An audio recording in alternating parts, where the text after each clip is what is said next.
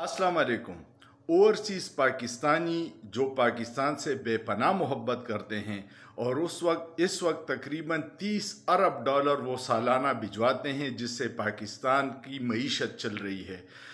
उन्होंने अपने अपने इलाकों में अमेरिका में अपने सेनेटर्स को हज़ारों ईमेल्स की हैं और इस पे ज़ोर दिया है कि आप वज़ीर ख़ारजा ब्लिंकन पे ज़ोर लाएं कि वो पाकिस्तान में जमहूरी क़ुव्वतों की हिमायत करे और ये जो पुरतशद्दुद वाक़यात हो रहे हैं, औरतों के ख़िलाफ़ बदतरीन तशद्दुद हो रहा है, उसको रोकने में अपना किरदार अदा करे।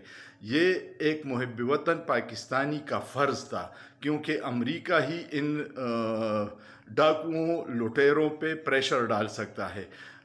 लेकिन कल इस बात को मौलाना फ़ज़ल रहमान ने यहूदियों की इमरान ख़ान की हिमायत के हवाले से प्रेस कॉन्फ्रेंस कर दी। ये बड़ी मज़ाक़ाख़ेज़ बात है, क्योंकि मौलाना को अपनी किश्ती डूबती नज़र आ रही है तो वो गुस्से में अजीब अजीब इल्ज़ामात लगा रहे हैं।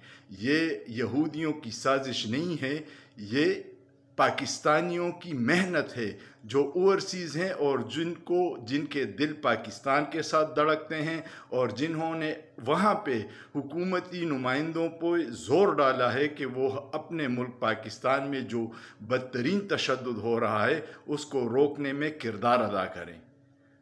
सोचिए, सोचना जुर्म नहीं है।